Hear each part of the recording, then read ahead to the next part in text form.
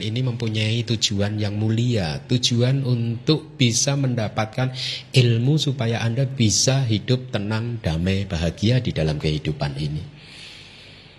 Ya, dan Anda sudah tahu bahwa tujuan Anda ke sini untuk mendapatkan semua hal tersebut. Anda tidak saya berikan mantra paling sakti apapun. Kalau Anda mengharapkan saya memberikan jimat, Anda salah tempat.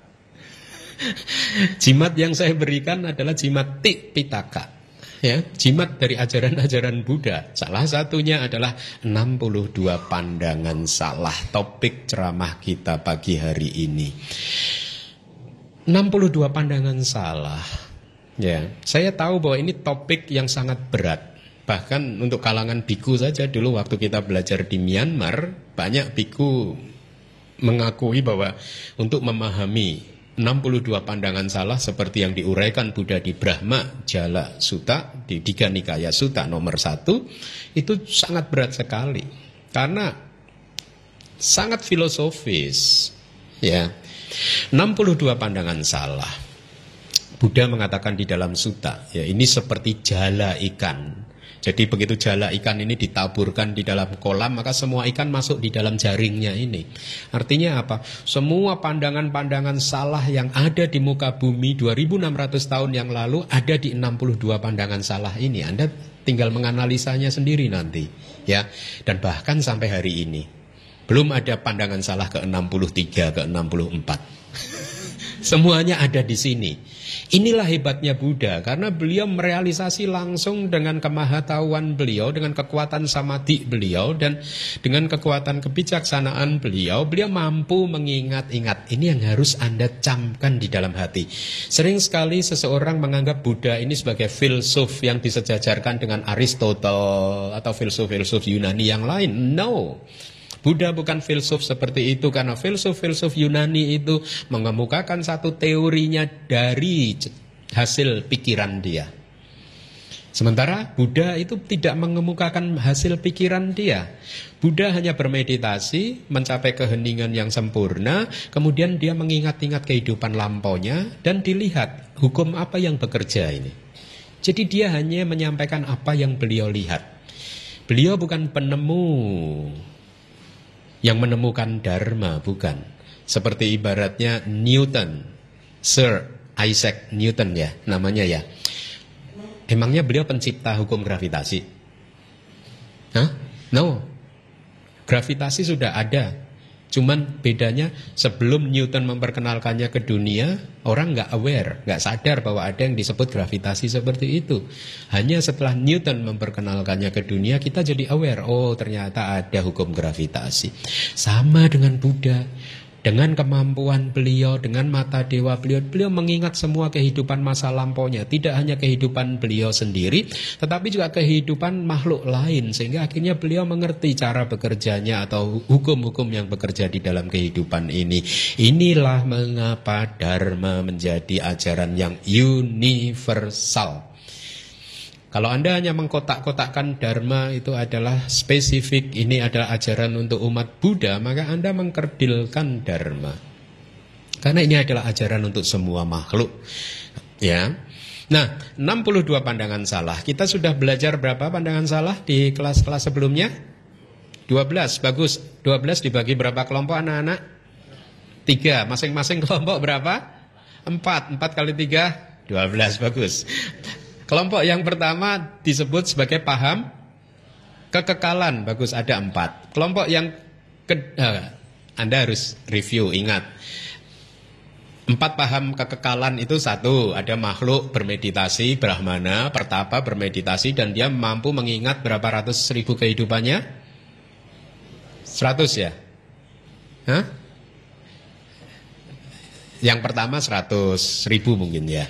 Terus kemudian dia menarik konklusi yang salah. Lihat, bahkan pertapa yang mampu mengingat kehidupan lampaunya itu bisa menarik kesimpulan yang salah.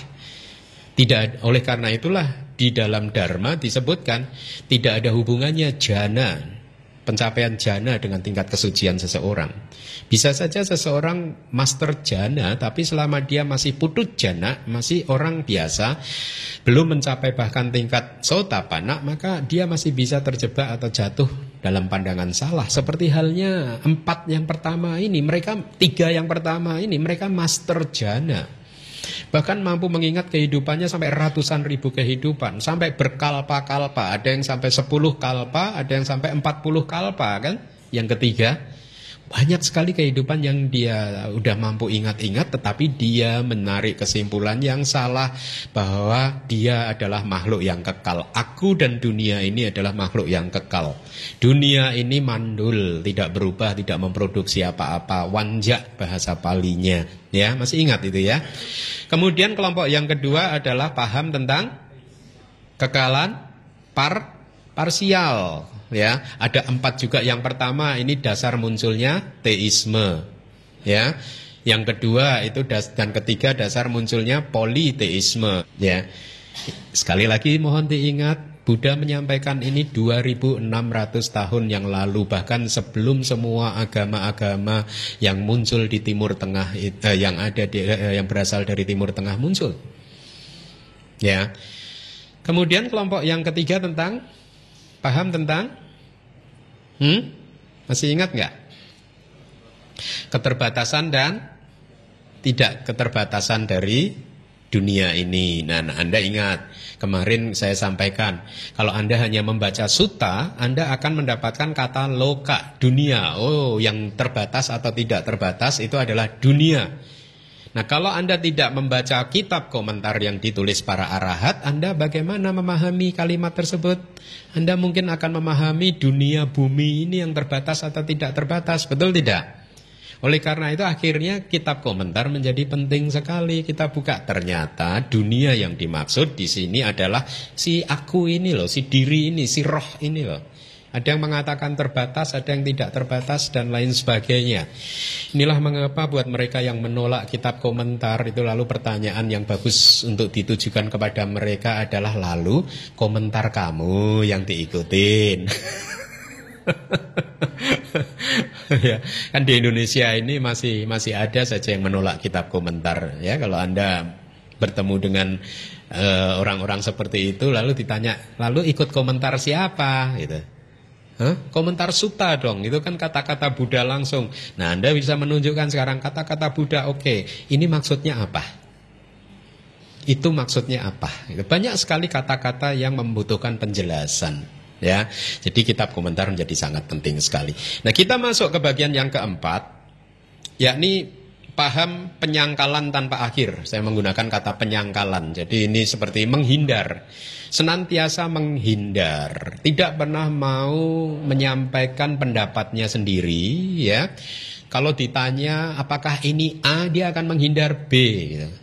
Oh, berarti itu B, enggak juga sih sebenarnya. Nah, dia akan menghindar terus. Nanti kita akan jelaskan kenapa ada orang-orang yang menganut paham seperti ini, ya. Ini kalimat Buddha. Para biku, beberapa pertapa dan brahmana seperti belut yang menggeliat. Jadi kalau Anda tahu belut itu kan licin kan, sulit untuk dipegang. Dalam konteks ini omongannya, pendapatnya sulit untuk dipegang, selalu berubah-ubah.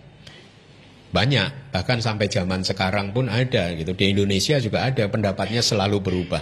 Dulu mendefinisikan A sebagai ini, sekarang didefinisikan berubah lagi. Ini akibat karena ikut komentarnya sendiri tadi. Ya, seperti belut yang menggeliat pada saat ditanya tentang sesuatu, mereka akan menjawab dengan menggunakan pernyataan yang membingungkan, dan mereka menggeliat-geliat seperti belut dalam 4 hal, artinya itu 4 landasan, cetuk watuni, 4 hal. Apakah itu keempatnya? Jadi Anda sekarang pahami dulu bahwa ini adalah jenis mereka yang menganut paham tidak pernah mau menunjukkan pendapatnya sendiri, tetapi dia menolak pendapat orang lain. Ya, dia tolak semua pendapat orang lain, tapi kalau ditanya pendapat kamu sendiri apa, dia akan menggeliat-geliat seperti belut. Ya, sulit untuk ditangkap. Yang pertama adalah paham pertama, seorang pertapa atau brahmana ketika ditanya dia memilih untuk mengelak menyatakan sesuatu sebagai baik atau buruk. Ya hal ini dikarenakan dia sendiri juga tidak yakin, dia tidak mempunyai pengetahuan, dia tidak pasti dengan apa yang baik dan apa yang buruk itu. Jadi dia menggeliat-geliat, menolak pendapat orang lain, tetapi dia juga tidak menyatakan pendapat dia sendiri gitu. Kenapa? Karena dia takut untuk membuat pernyataan yang salah, ya. Tetapi dia punya attitude yang kurang pas juga. Dia menolak pendapat orang lain juga. Padahal dalam posisi dia sendiri juga tidak punya pendapat, gitu. Tidak yakin akan apa yang dia tolak tersebut. Yang akan membuatnya menderita dan menjadi hambatan buat dia. Jadi paham ini dianut oleh mereka yang takut membuat pernyataan yang salah. Nanti saya akan sampaikan apa itu maksudnya. Ada kan ya orang-orang yang dia tidak pernah mau mengemukakan pendapat. Kalau sedang berbicara dengan seseorang, dia akan, kalau orang tersebut mengatakan A, bahkan dia juga akan menyetujuinya. Iya, A benar.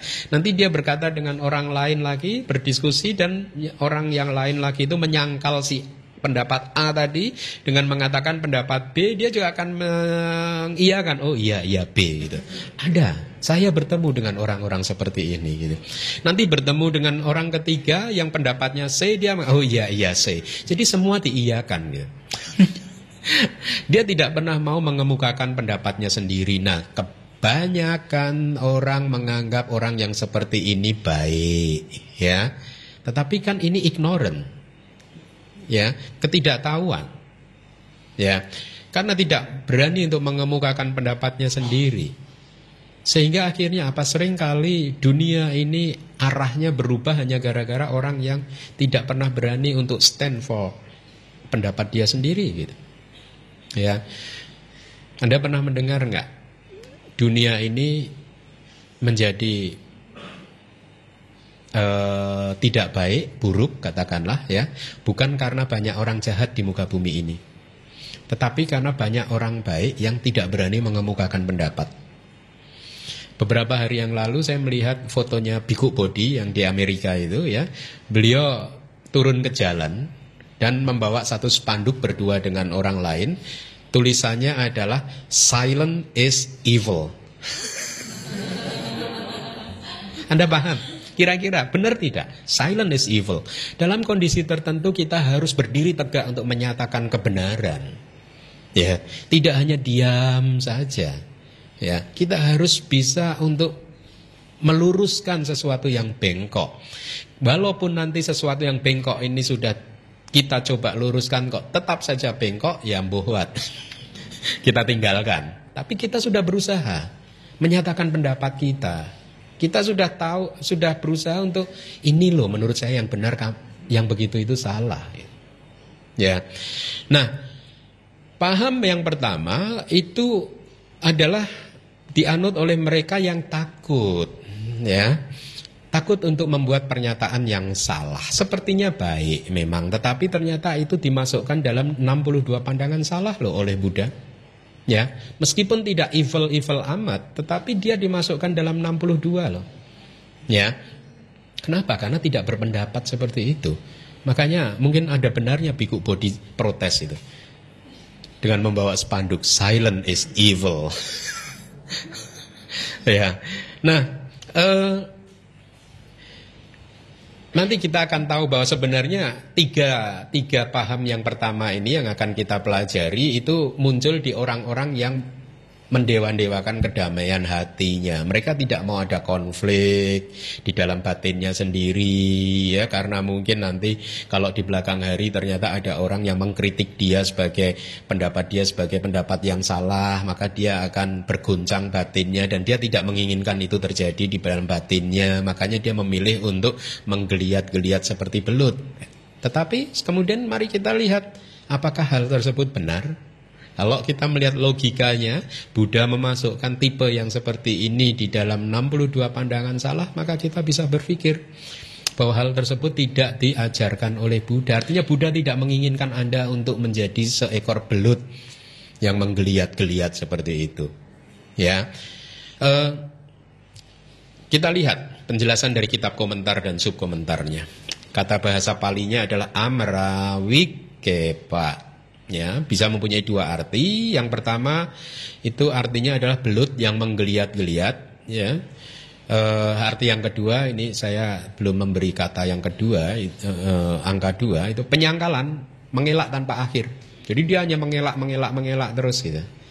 Kalau tadi kan contoh ketemu si A mengatakan menurut saya seperti ini dan dia mengatakan oh iya seperti ini. Nanti ketemu orang kedua dia mengatakan enggak menurut saya harusnya B. Dia juga akhirnya setuju oh iya B yang benar. Nanti ketemu orang ketiga yang mengatakan harusnya C. Dia juga mengatakan oh iya C yang benar. Tapi dalam konteks 62 pandangan salah ini yang terjadi tidak seperti itu. Bertemu dengan orang pertama dan yang mengatakan A, dia mengatakan no, saya rasa bukan A gitu. Nanti ketemu orang kedua yang mengatakan B, no, bukan B juga. Nanti ketemu orang lain mengatakan C, dia juga menolak lagi, no, bukan C. Tapi pada saat ditanya, lalu pendapat Anda apa? Dia akan menggeliat-geliat seperti belut gitu, tidak pernah berani untuk menyampaikan pendapatnya sendiri. Ya, 3 paham pertama dianut oleh mereka yang tidak memahami 10 jalan karma baik maupun karma buruk. Ini dari kitab komentar dan ini menarik sekali.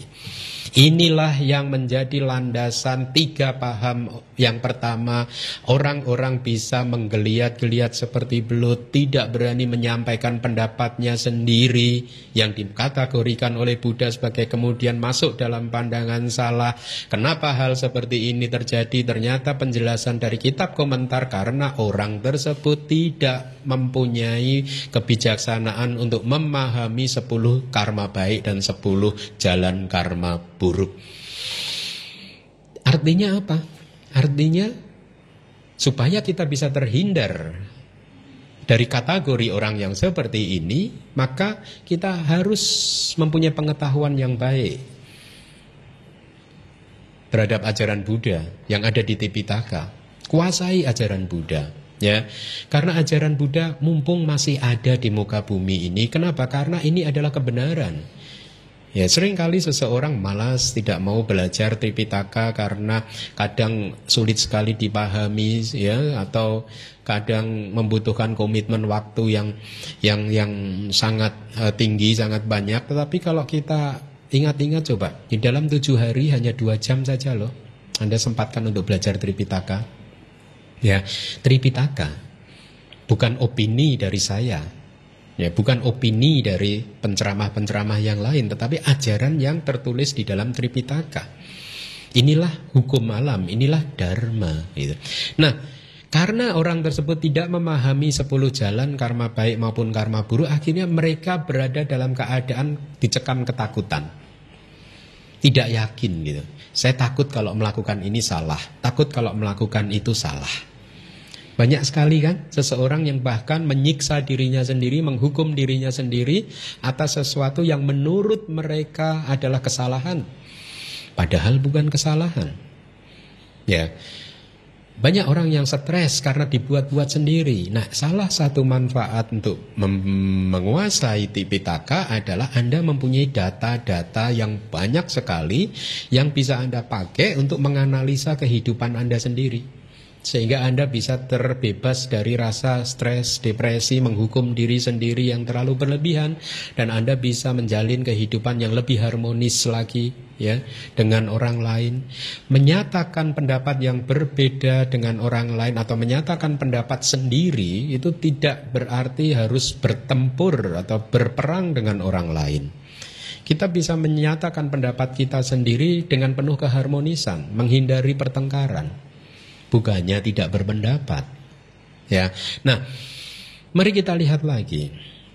Karena kalau orang tersebut paham dharma, maka dia akan mempunyai ketegasan. Dia akan mengatakan, no, menurut ajaran Buddha seperti ini, seperti itu. Mencuri itu tidak baik dan lain sebagainya, ya. Suatu perbuatan, ucapan ataupun pikiran yang didorong oleh loba, dosa, moha adalah tidak baik. Kita berani tegas untuk berbicara seperti itu.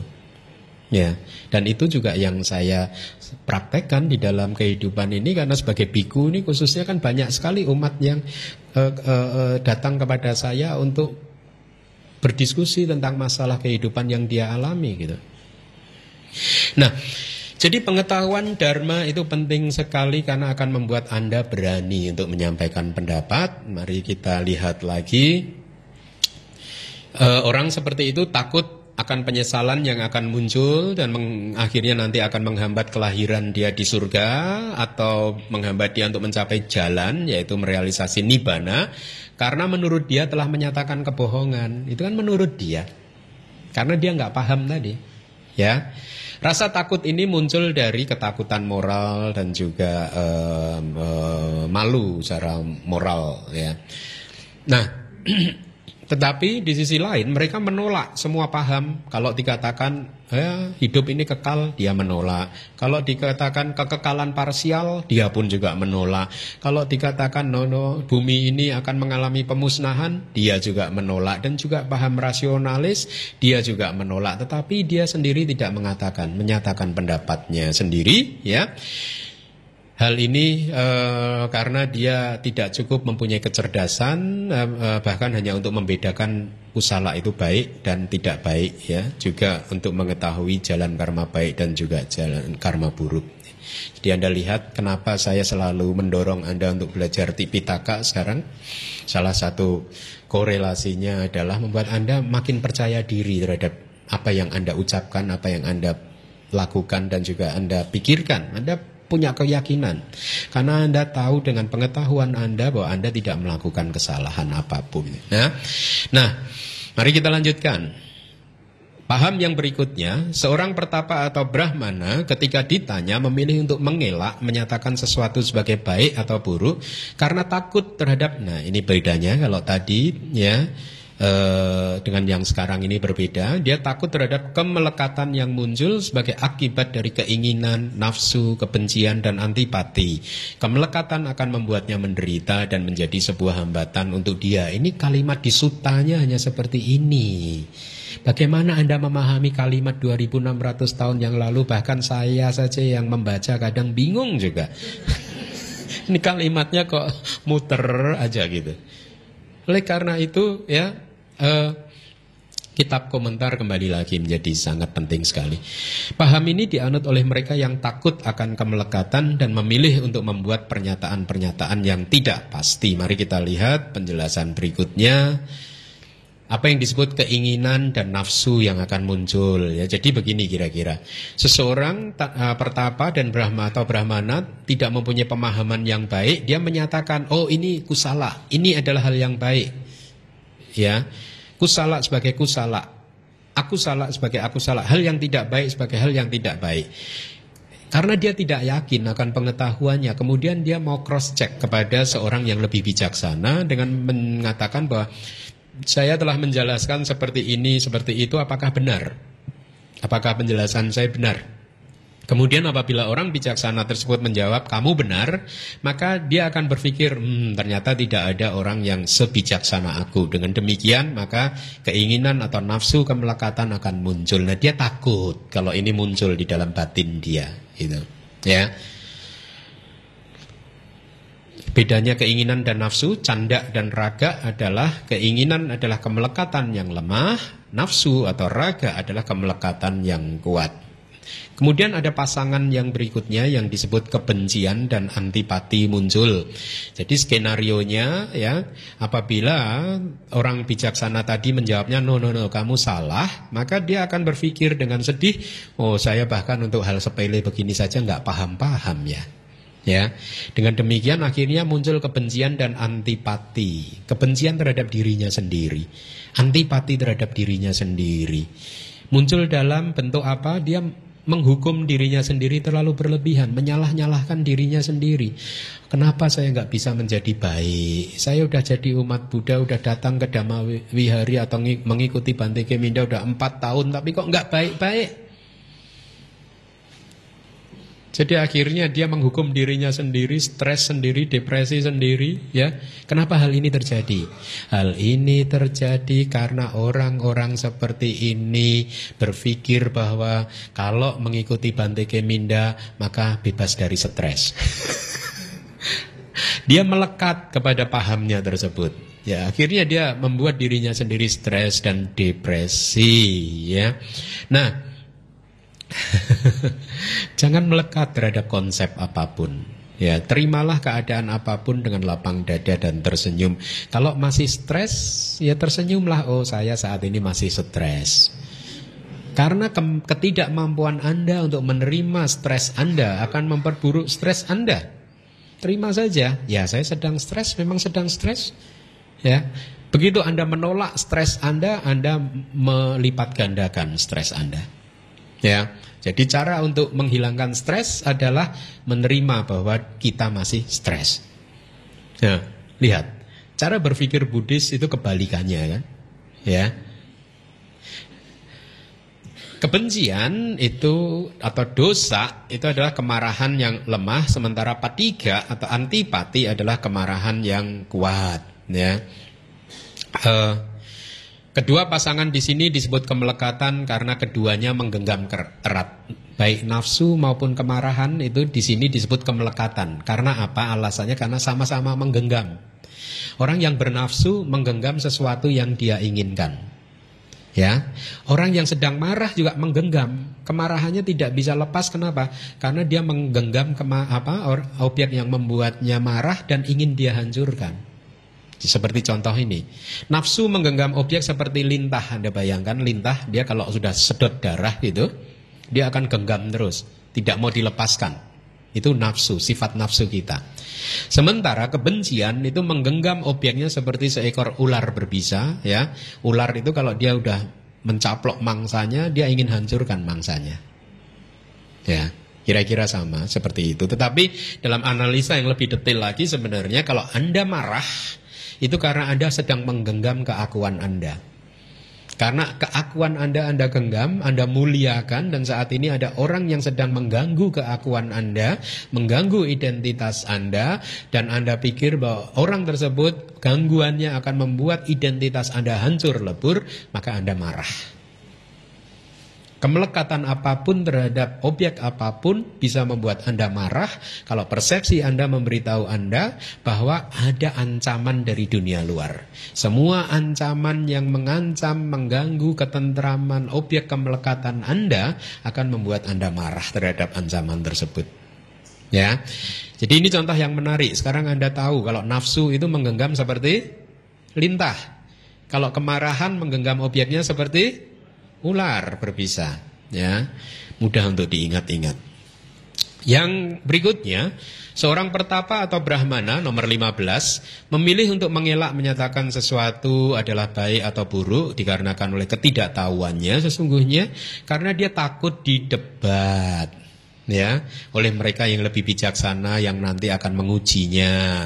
Apabila tidak mampu menjawab, maka dia akan menderita yang akan menjadi rintangan dia. Jadi disebutkan di dalam kitab komentar bahwa 3 paham yang pertama ini tadi, ya, itu muncul karena dia tidak mau mengambil risiko. Kalau ternyata pendapat dia itu salah, nanti reputasi dia hancur. Paham?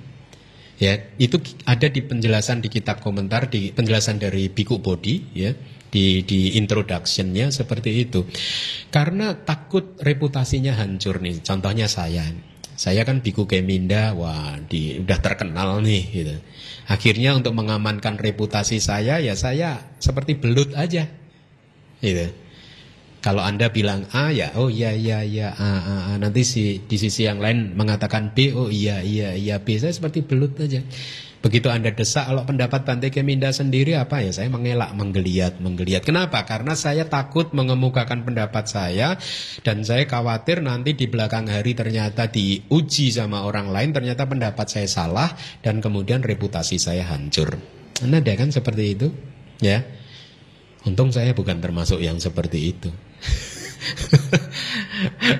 Saya termasuk seseorang yang berani untuk mengemukakan pendapat.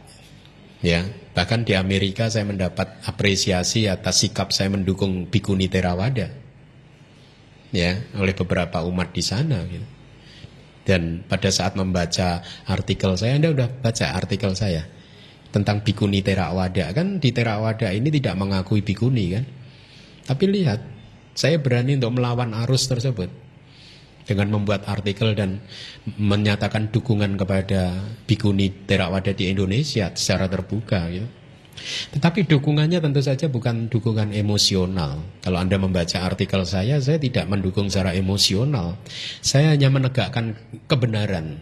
Menurut saya kebenaran ini harus ditegakkan. Lihat, saya berani bersikap seperti itu. Kalau Anda yang belum membaca artikel tersebut, Anda bisa Google judulnya, bahasa Indonesianya, Habis Gelap Terbitlah Terang. Judulnya provokatif ya. Anda boleh Google, ada itu, Habis Gelap Terbitlah Terang. Saya menyatakan sikap saya bahwa Bhikkhuni itu bisa diputar lagi gitu. Ya. Nah, mari kita lanjutkan. Untuk yang ke-16, seorang pertapa atau brahmana yang bodoh. Nah, kali ini yang bodoh. Tadi agak bodoh, yang ini mengelak untuk memberikan pernyataan yang tegas dan menggeliat seperti seekor belut. Dia menjawab terhadap pertanyaan apapun, misalkan apabila saya merasa itu demikian, ya saya akan mengatakannya demikian. Tetapi sebenarnya saya tidak mengatakan demikian. Jadi dia mengelak-ngelak seperti itu karena kebodohannya, dan saya tidak mengatakan juga kebalikannya gitu. Dalam hal ini misalkan ditanya, apakah ada kehidupan lain setelah kehidupan ini? Apakah ada dunia selain dunia ini? Apakah Sang Buddha eksis setelah kehidupan ini? Dan seterusnya. Itu contoh-contoh pertanyaan yang ada di kitab kita. Apakah ada makhluk yang lahirnya spontan atau tidak spontan atau bagaimana gitu. Ya, jadi dia terus mengelak ya. Kita lihat dari kitab komentar sekarang. Walaupun 3 penyangkal yang pertama juga bodoh dikarenakan tidak memahami sifat kusala kebaikan dan akusala kejahatan, mereka paling tidak menyadari ketidaktahuan mereka, ya, dan mereka paling tidak mempunyai pikiran untuk lebih menghargai daripada reputasi saya rusak, nanti mengganggu ketenangan dan kedamaian saya, ya, maka lebih baik saya tidak berpendapat saja gitu. Tetapi buat yang keempat, bahkan hal seperti ini saja dia tidak paham apa itu kebaikan dan apa itu sifat dari kejahatan. Itulah mengapa dia disebut sebagai bodoh. Dia juga tidak takut untuk membuat pernyataan yang tidak benar. Ini dari kitab komentar.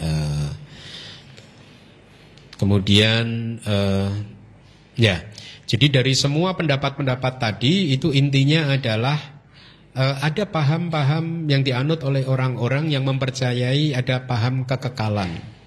Tapi mereka muncul pendapatnya itu dari pengamatan yang keliru, bukan dari kebijaksanaannya. Atau ada paham yang dianut, yakni paham pemusnahan, artinya setelah kehidupan ini sudah tidak ada lagi kehidupan. Ya, dan paham ini juga bukan muncul dari kebijaksanaan. Nah, kebijaksanaan yang didorong oleh Buddha untuk kita terus kembangkan adalah kebijaksanaan untuk memahami segala sesuatu secara objektif. Kita harus melihat hukum alam yang bekerjanya. Kita harus merealisasi, oh ada hukum gravitasi. Kita harus merealisasi bahwa perbuatan baik menghasilkan kebahagiaan, perbuatan buruk menghasilkan kejahatan. Ya, meskipun Anda atau kita ini umat Buddha, jangan menyimpulkan secara mudah bahwa kita sudah paham perbuatan baik menghasilkan kebahagiaan dan perbuatan jahat menghasilkan penderitaan loh. Ya, bahkan mungkin Anda pun bisa jadi masih ragu terhadap doktrin ini. Ya, mudah dilihat pada saat seseorang tidak bergerak cepat pada saat ada kesempatan untuk berbuat baik misalkan, itu karena bisa jadi karena didorong oleh keraguan apakah benar sih berbuat baik ini akan membuat saya bahagia baik di kehidupan sekarang atau di dalam kehidupan berikutnya, ya. Atau ada ajaran yang sudah kita pelajari bahwa misalkan berbohong itu tidak baik, and yet kita masih saja berbohong terus. Kenapa? Karena kita tidak yakin bahwa kebohongan itu akan membuat kita menderita. Karena kalau kita sudah benar-benar yakin bahwa perbuatan baik menghasilkan kebahagiaan, perbuatan jahat menghasilkan penderitaan, maka hidup kita akan tegak. Senantiasa menegakkan langkah kita untuk senantiasa berjalan di atas dharma, jalan dharma. Ya, nah, mari kita lanjutkan. Kita akan masuk ke dua paham yang berikutnya, ya. Ini berarti kelompok yang berbeda, udah kelompok yang kelima, yakni paham awal tanpa sebab. Ini juga menarik, ya. Dewa-dewa tertentu, dewa ini, ya, yang disebut makhluk tanpa persepsi, aksanya sata, ya, makhluk tanpa batin. Ada makhluk yang disebut tanpa batin. Artinya dia hidupnya hanya dengan tubuh jasmani saja. Pada saat persepsinya muncul di mereka, dewa tersebut kemudian jatuh dari alam tersebut, dan terjadilah satu makhluk jatuh dari alam tersebut dan muncul di dunia ini. Artinya, dewa yang lahir di alam aksanya sata, dewa tanpa batin, ya, kemudian karma baik di sananya habis dan membuat dia terlahir di alam manusia. Kemudian dia dengan samadhinya, dengan kekuatan meditasinya, dengan kekuatan jhananya, mengingat kehidupan sebelumnya. Tetapi yang mampu dia ingat hanya kehidupan di alam tanpa batin tadi. Ya, dia berpikir bahwa roh atau diri dan dunia ini muncul tanpa sebab, karena sebelum ini dia tidak eksis. Paham? Ada loh pandangan-pandangan seperti ini, bahwa kehidupan ini terjadi ya begitu saja. Kenapa? Dan itu bisa diajarkan oleh orang yang meditasinya bagus. Kebetulan orang ini tadinya hidup di alam tanpa batin. Di alam tersebut dia hidup untuk jangka waktu yang lama, tidak mempunyai batin, hanya mempunyai tubuh jasmani aja. Jadi diem aja. Nah, kebetulan dia habis dari alam sana, terlahir di alam manusia. Kemampuan meditasinya masih muncul lagi, dan dia mencoba mencari sebelum ini dia apa. Dan dia tidak menemukan apa-apa. Sebelum ini tidak ada apa-apa, karena memang dia hanya di sana sebagai patung, ya. Dan kemudian dia mengemukakan satu teori bahwa kelahiran ini ya muncul tiba-tiba, tidak ada sebabnya, ya. Paham yang kedua, seorang pertapa atau brahmana yang merupakan seorang yang rasionalis, pemikir yang rasionalis, mengikuti cara berpikirnya sendiri, menyatakan roh atau diri dan dunia ini muncul begitu saja tanpa sebab. Mari kita lihat penjelasannya di kitab tafsir. Aksanya sata, makhluk tanpa persepsi. Mereka muncul tanpa batin, hanya terdiri dari materi saja. Itu ada bahasa palinya, ya. Jadi seseorang meninggalkan kehidupan duniawi, kemudian bergabung dengan kaum sektarian, berlatih meditasi kasina angin, dan mengembangkan jana yang keempat. Jadi bagaimana seseorang itu bisa terlahir di alam tanpa batin seperti itu? Karena di kehidupan sebelumnya dia menjadi seorang pertapa, menguasai jana dengan kasina angin, dan kemudian dia bermeditasi. Kemudian setelah keluar dari jana tersebut, dia melihat kekurangan dari batin dia dengan berpikir demikian. Ketika ada batin, ya, saya atau seseorang bisa terkena penderitaan, ya, karena tangannya dipotong. Misalkan tangan dipotong, yang merasakan kesakitan adalah batinnya, ya, dan lain-lain. Atau mungkin menderita karena kemarahan dan lain-lain. Sehingga dia berpikir secara keliru, ya, sumber dari segala penderitaan ini adalah batin. Dia berpikir kalau dia hidup tanpa batin pasti tenang, damai, dan bahagia, gitu. Ya, jadi dia mempunyai pandangan yang salah. Setelah melihat kekurangan batin yang demikian, ya, apabila dia kemudian meninggal dunia tanpa kejatuhan dari jananya, artinya di detik terakhir dia berhasil masuk ke dalam jana tadi, ya, dia akan terlahir di antara makhluk tanpa persepsi. Dia akan terlahir menjadi makhluk yang tidak mempunyai batin, ya. Kemudian prosesnya berlanjut dengan kelenyapan kesadaran kematiannya, artinya dia mati akhirnya. Proses batin dia berhenti di alam manusia ini, dan hanya agregat materi atau tubuh jasmani yang muncul di alam tanpa persepsi, ya.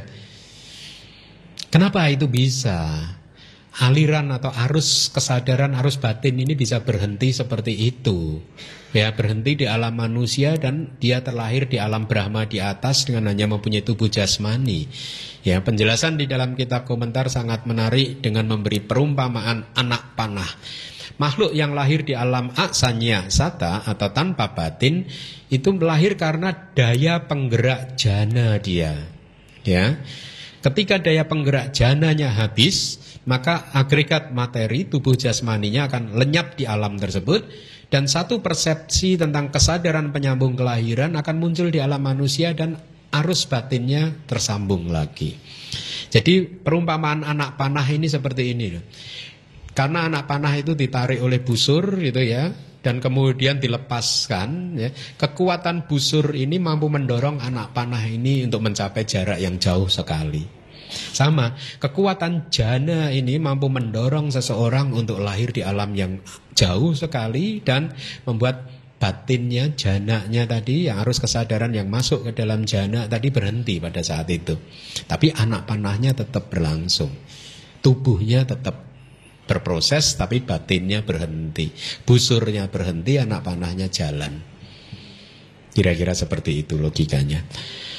Kematiannya dari alam asanya sata atau tanpa batin berkaitan dengan munculnya persepsi di alam manusia. Jadi ini artinya pada saat karma yang membuat dia terlahir di alam tanpa batin ini habis, ya, pada saat yang bersamaan persepsi dia di alam manusia yang sudah berhenti tadi muncul lagi di alam manusia, dan akhirnya muncullah kelahiran lagi dari dia di alam manusia ini, ya. Meskipun hanya persepsi yang disebutkan, tapi bukan berarti dhamma non materi. Dhamma non materi itu secara intinya batin, ya. Yang lain eksis di sana, gitu, ya. Artinya yang tidak eksis hanya persepsi saja. Ini kan yang sering di Indonesia saya pernah mendapat pertanyaan dari satu umat yang ngotot seperti itu. Dan sudah saya jelaskan dari penjelasan kitab komentar bahwa ya benar bahwa yang disebut itu hanyalah aksanya tanpa persepsi. Tetapi dalam kitab komentar dijelaskan bahwa yang tidak ada tidak hanya persepsi saja, tetapi juga perasaan dan yang lain-lain. Jadi tidak ada batin sama sekali, tidak ada pikiran sama sekali. Tetapi dia ngotot percaya pada komentarnya sendiri. Nggak bisa, karena namanya tanpa persepsi, ya yang nggak eksis ya persepsinya aja gitu. Yang lain-lain masih ada di alam sana gitu ya. Ya. Ada istilah sektarian tadi ya. Ini saya sampaikan karena di Indonesia ini aneh, muncul satu paham bahwa Theravada itu sektarian, Mahayana itu sektarian. Harusnya kita ini non sektarian, artinya belajar semua ajaran dicampur dan lain sebagainya. Ini pendapat yang keliru. Akan sangat sulit untuk mencampur-campur ajaran. Theravada, Mahayana, Tantrayana dicampur jadi satu, sulit. Masing-masing jalan sudah memberikan jalan kesempurnaannya masing-masing. Cukup kita berjalan di satu jalan saja, akan membuat kita sempurna.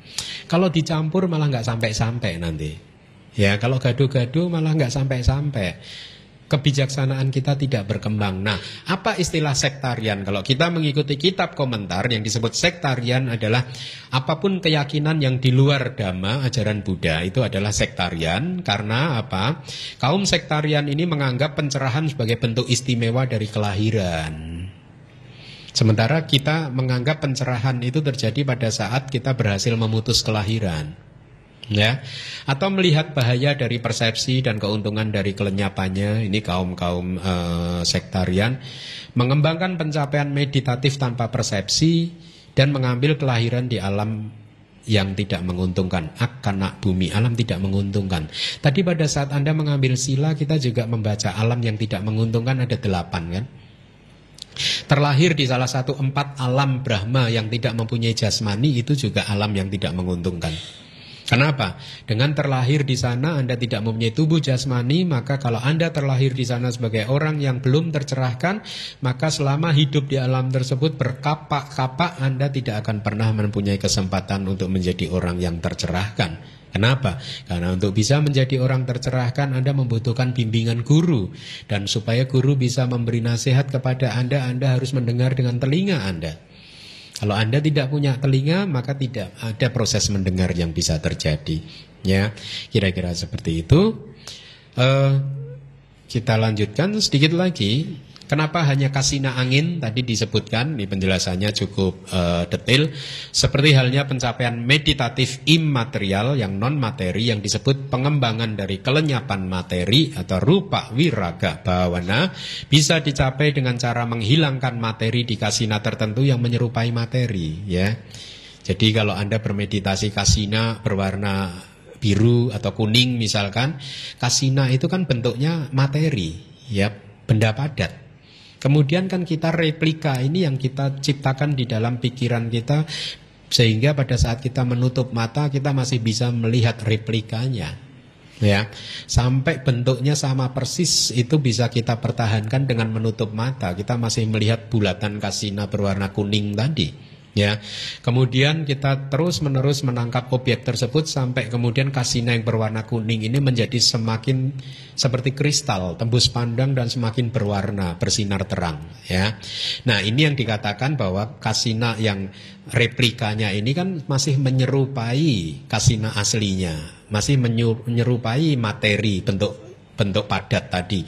Kalau Anda ingin masuk ke alam non-materi, maka kasina tadi yang replikanya tadi Anda harus hilangkan dari batin Anda, sehingga Anda mencapai jana non-materi. Kira-kira seperti itu. Kenapa?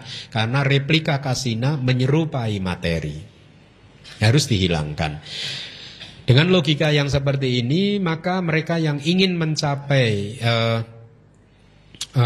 pengembangan dari kelenyapan dari batin, maka dia harus berlatih dengan meditasi kasina tertentu, yaitu kasina angin. Kenapa? Karena angin tidak mempunyai bentuk yang nyata seperti batin ini sendiri. Bentuknya kan tidak nyata, hanya energi yang muncul lenyap. Tetapi Anda tidak pernah bisa melihat batin itu bentuknya seperti apa. Berbeda dengan sel tubuh Anda. Tubuh Anda ini bisa terlihat dengan kekuatan samadhi Anda, ya. Tapi batin tidak mempunyai bentuk, ya. Jadi inilah mengapa meditasinya untuk terlahir di alam tanpa batin adalah dengan menggunakan objeknya adalah kasina angin, ya. Kemudian ada 3 jenis alam kehidupan. Ada alam kehidupan yang mempunyai 5 unsur atau 5 agregat, ya, disebabkan oleh ketiadaan daya pengembangan meditatif, maka dhamma materi dan non materi lahir bersama. Artinya begini, di alam manusia ini tubuh jasmani dan juga batin dia muncul dan saling bergantungan. Kenapa? Karena kita tidak mempunyai, waktu lahir ke alam manusia ini, dorongan karma yang membuat kita terlahir di sini itu bukan merupakan karma yang muncul dari pencapaian jana. Sehingga di alam manusia ini jasmani dan juga batin dia harus bekerja bersama-sama. Tetapi di alam yang hanya mempunyai 4 unsur, ada makhluk yang hanya mempunyai 4 unsur, yaitu makhluk apa? Brahma yang tidak mempunyai tubuh jasmani. Dari 5 kanda, 5 agregat dikurangi 1 tubuh jasmani, berarti masih 4 agregat, ya. Alam Brahma di sana itu hanya terdiri dari makhluk yang mempunyai 4 unsur tanpa tubuh jasmani. Kenapa materi bisa tidak eksis di sana? Kenapa tubuh jasmani bisa tidak ada di alam Brahma tersebut? Hal ini disebabkan karena kekuatan jananya, sehingga membuat batin bisa eksis tanpa materi. Tapi di alam manusia tidak bisa. Tanpa tubuh yang sehat, maka batin Anda tidak bisa bertahan. Inilah mengapa seseorang yang sakit keras, tubuhnya udah nggak bisa menahan berfungsi dengan sempurna, maka orang tersebut harus meninggalkan kehidupannya. Karena tubuh sebagai penyokongnya sudah tidak sempurna lagi. Ya, tapi di alam Brahma yang tidak mempunyai jasmani, dia bisa, jasmaninya tidak eksis, batinnya masih bisa eksis, hidup terus di sana. Kenapa? Karena kekuatan meditatifnya. Demikian pula dengan makhluk yang terlahir di alam tanpa batin. Dia bisa eksis tanpa batin, hanya jasmani saja yang eksis. Kenapa? Karena hal tersebut dimungkinkan dikarenakan kekuatan pencapaian meditasinya. Ya. Kemudian bagaimana mungkin bisa terjadi dhamma non materi bisa berlangsung di sana untuk jangka waktu yang lama sekali? Lalu untuk berapa lama? Dijawab tadi dengan contoh seperti halnya anak panah dengan daya dorong busurnya tadi, ya. makhluk di sana bisa hidup sampai 500 kapak. Bayangkan, kalau Anda terlahir di sana, Anda selama 500 kapak Anda jadi patung. Merasakan kedamaian. Nanti lahir ke alam manusia, Anda bercerita ke teman Anda, di sana damai loh. Tetapi dalam hal ini enggak. Anda karena tidak mampu mengingat, atau yang Anda ingat tidak ada apa-apa, lalu Anda akan menyimpulkan secara keliru bahwa Anda lahir ini secara kebetulan saja, ya. Ada tanya jawab, ini juga ingin saya sampaikan kepada Anda, bagaimana kesadaran atau batin bisa muncul lagi setelah berhenti untuk ratusan kapak, sementara tidak ada kesadaran, contohnya tidak ada kesadaran mata yang bisa muncul ketika mata lenyap. Ya, ini pertanyaan ini. Jadi bagaimana mungkin kesadaran kemudian bisa tersambung lagi pada saat seseorang sudah hidup di sana selama 500 kapak, tiba-tiba dia lahir lagi di sini, kok kesadarannya nyambung lagi gitu. Ya, diberi contoh, pada saat seseorang tidak mempunyai bola mata, maka kesadarannya tidak bisa muncul lagi untuk selama-lamanya. Jawabannya adalah, apabila tidak ada kesadaran dari kelas yang sama muncul di antaranya, maka kesadaran yang telah lama sekali lenyap bisa menjadi kondisi tanpa antara untuk kesadaran penyambung kelahiran kembali. Anda paham nggak? Makanya Anda butuh guru. Anda butuh guru yang memahami bahasa-bahasa kitab suci. Jadi begini, tidak ada jadi pada saat seseorang terlahir di alam sana kan kesadarannya terputus, ya. Jadi artinya sudah tidak ada proses setelah itu. Ya, berhenti di sana. Meskipun ini berhentinya itu 500 kapak, tetapi di dalam Patana itu ada yang disebut anantarya pacaya. Jadi apa yang sudah terjadi 500 kapak sebelumnya itu akan bisa menjadi kondisi kemunculan tanpa jeda, ya, dari kesadaran penyambung kelahiran kembali. Kenapa? Karena yang ini, yang terakhir tadi adalah sama kelas dengan kesadaran penyambung kelahiran kembali. Tipenya hampir sama, kualitasnya hampir sama, muncul di alam-alam yang sama juga. Kira-kira seperti itu. Jadi dia bisa menjadi syarat kondisi untuk mendukung kemunculan dari kesadaran penyambung kelahiran kembali. Kira-kira seperti itu. Ya, kecuali kalau seseorang itu meninggal dunia seperti Buddha, parinibbana gitu. Jadi dia sudah padam semua, kesadarannya sudah padam. Ibaratnya api, dia sudah padam. Jadi dia Buddha, arahat, tidak hanya 500 kapak, selamanya dia tidak akan muncul lagi. Ya, kenapa? Karena apinya sudah padam. Tetapi dalam kasus ini kesadarannya belum padam, sesungguhnya hanya berhenti aja. Kayak di pause, Anda lihat video kemudian Anda freeze gitu.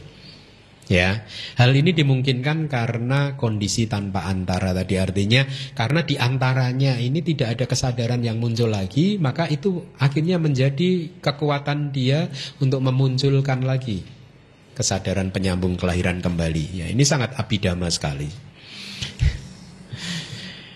Berikutnya, dengan karma sebagai benihnya, ketika makhluk tanpa batin meninggal dunia, maka sebuah kesadaran penyambung kelahiran kembali yang membuat dia terlahir lagi dengan kondisi seperti kondisi objek muncul di alam indrawi. Ini juga abhidhamma. Ini adalah tambahan dari penjelasan yang saya sampaikan tadi, ya. Jadi kalau Anda belum memahaminya tidak apa-apa, nanti pada saat Anda belajar abhidhamma sudah sampai ke bab ke-7 Anda akan paham.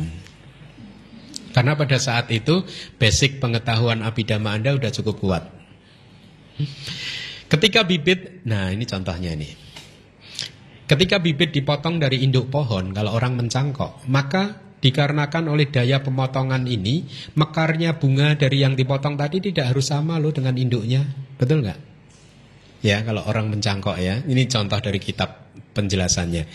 Demikian halnya ketika dengan kekuatan tadi, meditasinya tadi, ya, seseorang memotong pemotongan batinnya dipotong, ya, maka saya baca lagi. Pemotongan dharma materi dan non materi yang muncul di alam indrawi dikarenakan oleh pencapaian meditasinya caci, ya, maka agregat di alam non materi dan tanpa batin muncul tanpa pasangannya masing-masing. Jadi ibaratnya dipotong, dicangkok, batinnya dipotong, berhenti, kemudian hanya tubuh jasmaninya yang eksis di alam sana. Gitu.